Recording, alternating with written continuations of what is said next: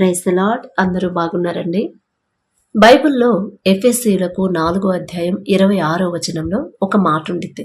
అదేంటంటే, కోపపడుడి కానీ పాపము చేయకుడి, సూర్యుడు అస్తమించు వరకు మీ కోపము నిలిచి ఉండకూడదు అని మనం చదువుకుంటాం కదా.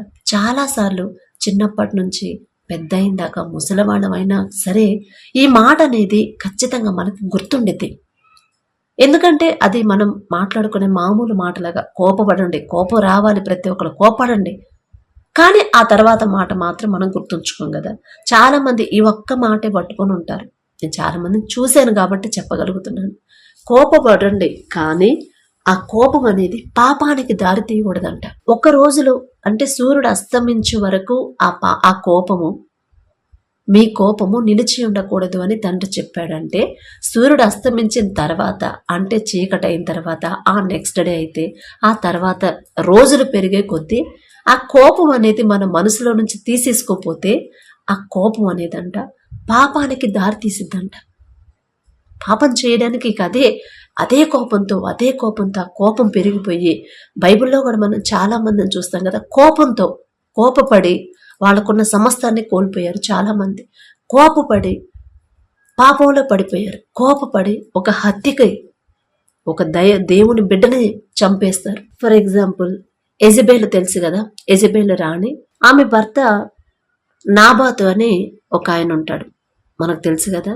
అయితే ఆయనకున్న ఆ చిన్న ద్రాక్ష తోటని ఆమె భర్త అడుగుతాడు, ఇది నాకు ఇచ్చేసేయి అని చెప్పానంటే నాబాతు ఇవ్వనంటాడు. అయ్యా రాజా, మీకు చాలా ఉన్నాయి, చాలా తోటలు ఉన్నాయి, నాకుంది ఇది ఒక్కటే, ఇది నేను ఇవ్వలేనయ్యా అని చెప్పినప్పుడు యెజబేలుకి ఆయన ఆహాబు రాజు బాగానే ఉంటాడు, సరే కాస్త మొహోచ్చన్న పుచ్చుకుంటాడు, వెళ్ళిపోయి పడుకుంటాడు కదా.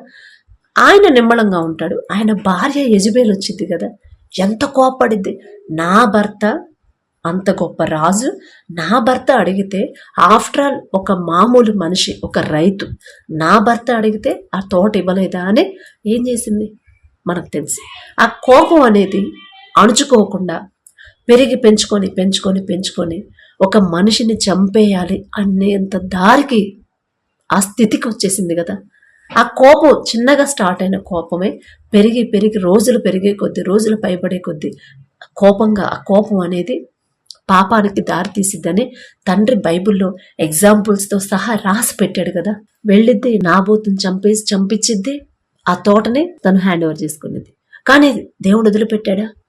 ఆమె మరణం ఎంత భయంకరంగా ఉండిద్ది మనందరికీ తెలుసు కదా. అలాగే కోపంతోనే కోపంతో పాటు గర్వం, ఆ కోపంతోనే వష్తి గురించి తెలుసు కదా, ఎస్తేరు వష్తి. రాజుగారు ఆమెని రమ్మని కబురు పెట్టినప్పుడు రాదు కదా, నేనేంటి, నేను ఇంత యువరాణిని, మహారాణిని అయ్యుండి ఆఫ్టర్ ఆల్ నా భర్త పిలిస్తే ఆయన స్నేహితుల కోసం నేను రావాలా, నేను రాను అని చెప్పిన ననిద్దే. అన్న తర్వాత ఏమైంది, ఆమెకున్న సమస్తాన్ని కోల్పోయింది. రాణిగా దిగిపోయి మామూలు మనిషిగా మామూలు జీవితానికి వచ్చేసింది కదా. తనకున్న సమస్తాన్ని, తనకున్న వైభవాన్ని అంతా పోగొట్టుకునిద్ది కేవలం కోపం, గర్వం వల్ల. కానీ తగ్గింపుతో ఉన్న ఎస్తేరు మహారాణి అయిపోయింది కదా. తనను తాను తగ్గించుకున్నవాడు హెచ్చింపబడను, తను హెచ్చించుకున్నవాడు తగ్గింపబడను అనే తండ్రే చెప్పి రాపించి పెట్టాడు కదా. ఎస్తేరు తగ్గించుకుంది, మహారాణి అయిపోయింది. మహారాణి ప్లేస్లో ఉన్న వష్టి కోపంతో రగిలిపోయి గర్విష్ఠిగా మారి అహంకారంతో హెచ్చించుకుందే, తగ్గించేశాడు తండ్రి. అందుకే కోపం అనేది, ప్రతి మనిషికి కోపం అనేది చాలా సహజం. కానీ ఏ టైంలో ఏ విషయాల్లో కోపపడాలి, ఏ విషయంలో కోపపడకూడదు అనేది మనం గ్రహించుకోవాలి.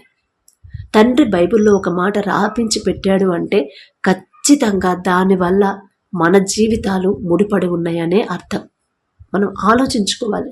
ఇప్పుడు ప్రతి ఒక్కరి ఇంట్లో సమస్యలు ఉన్నాయి కదా. భర్త తాగుతున్నాడను, లేకపోతే పిల్లలు పట్టించుకోవట్లేదను, ఇంట్లో భార్యని పట్టించుకోవట్లేదను, ఎంత ప్రేమగా ఉన్నా కూడా ఏదో ఒక సూటిపోటి మాటలతో అంటున్నారని మనం అనుభవిస్తూనే ఉంటాం మన జీవితంలో, మన కుటుంబాల్లో. అయితే ఇక్కడ మనం చేయాల్సింది ఏంటంటే, వాళ్ళ మీద మనం కోపం పెంచుకోకుండా వాళ్ళ తరపున మనం దేవుని పాదాల దగ్గర క్షమాపణ అడగాలంట. అదే యేసుప్రభు వారు చేసింది, తండ్రి చేసింది అదే కదా. తండ్రి చేసి చూపించాడు. అందుకే తండ్రి ప్రతి విషయంలో కూడా మీరు నన్ను పోలి నడుచుకోండి, క్రీస్తును పోలి నడుచుకోండి అని తండ్రి రాపించి పెట్టింది అందుకే. ఆయనని ఎంత హింసించారు, ఎంత అవమానకరంగా. అసలు మనకున్న ఈ అవమానాలతో పోలిస్తే తండ్రి పడ్డ అవమానాలు అసలు ఎంత భయంకరమైనవి అండి.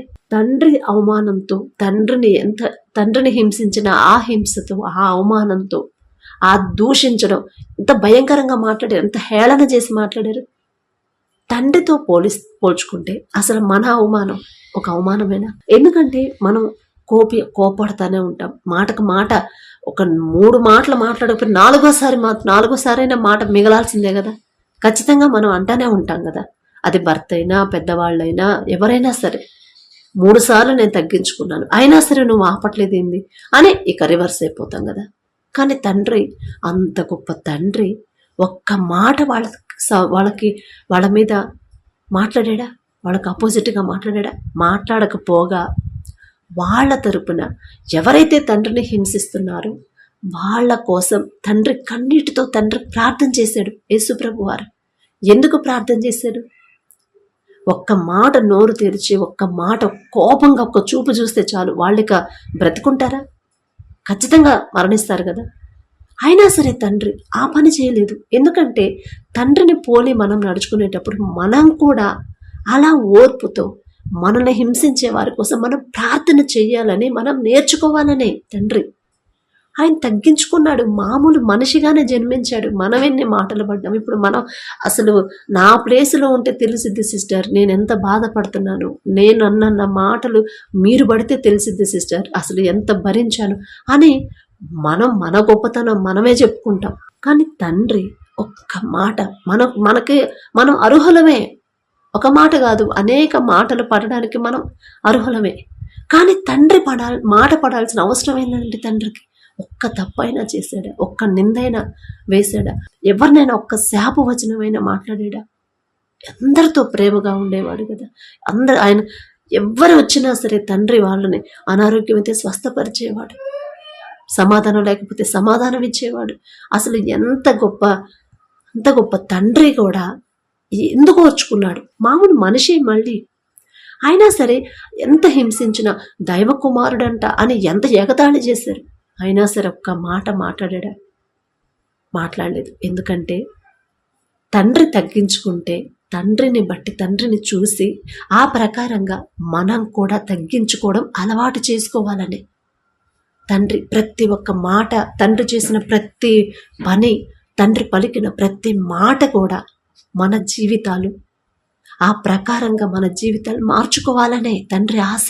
ఇప్పుడు నేను కోపడ్డాను అనుకోండి, నన్ను అంటే తండ్రి అనుకోని ఉంటాడు కదా, అంత బాధలో కూడా ఇప్పుడు నేను మాట అన్నానంటే రేపు నన్ను పోలి నడుచుకునే నా బిడ్డలు కూడా అలాగే మాట్లాడతారేమో. అది నా బిడ్డలు చేయకూడదని తండ్రి ఓర్చుకున్నాడు, తండ్రి తగ్గించుకున్నాడు. ఆయనను హింసించే వారి కోసం ఆ తండ్రి వీరేం చేయించినారు, వీరు ఎరుగురయ్యా, వీరిని క్షమించు అని కన్నీటితో తండ్రి మొరపెట్టాడు, క్షమాపణ అడిగాడు తండ్రిని.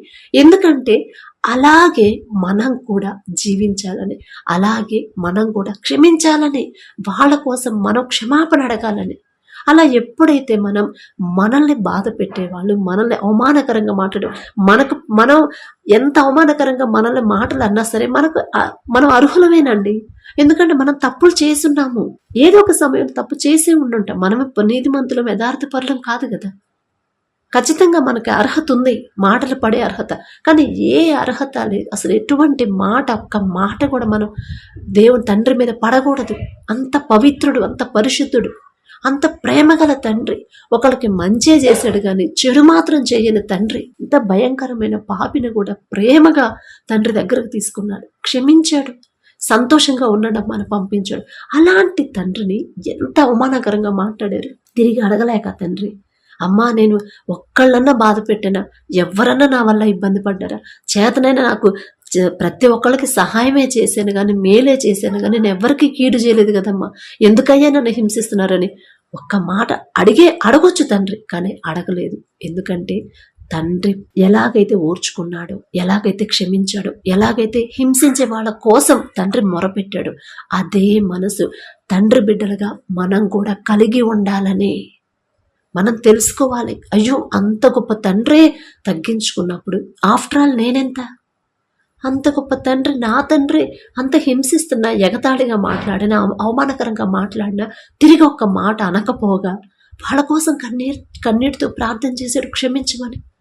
అలాంటి నా తండ్రి, ఎప్పుడు రోజు నా తండ్రికి నేను ప్రార్థన చేస్తున్నాను నా భర్తను మార్చమని. తిరిగి నేను మాటలు ఎందుకు అంటున్నాను నా భర్తని? నువ్వు ఇంట్లో వాళ్ళని నేను ఎందుకు తిరిగి మాట్లాడుతున్నాను? నా తోటి వారితో నేనెందుకు గొడవ పడుతున్నాను? నా తండ్రి ఎంత సహించుకున్నాడు, అలాగ నేను జీవించాలి కదా, అప్పుడే నా తండ్రి నన్ను చూసి సంతోషిస్తాడు కదా అని మనం తెలుసుకోవడానికి. కోపపడుడి, కానీ పాపము మాత్రం చేయొద్దు. సూర్యుడు అస్తమించు వరకు మీ పాపం నిలిచి ఉండకూడదు అని చెప్పిన తర్వాత కూడా ఆ కోపాన్ని మనం మనసులో పెట్టుకున్నాము అంటే ఖచ్చితంగా మనం ఏదో పాపం చేయబోతున్నామనే అర్థం. గుర్తుపెట్టుకోండి.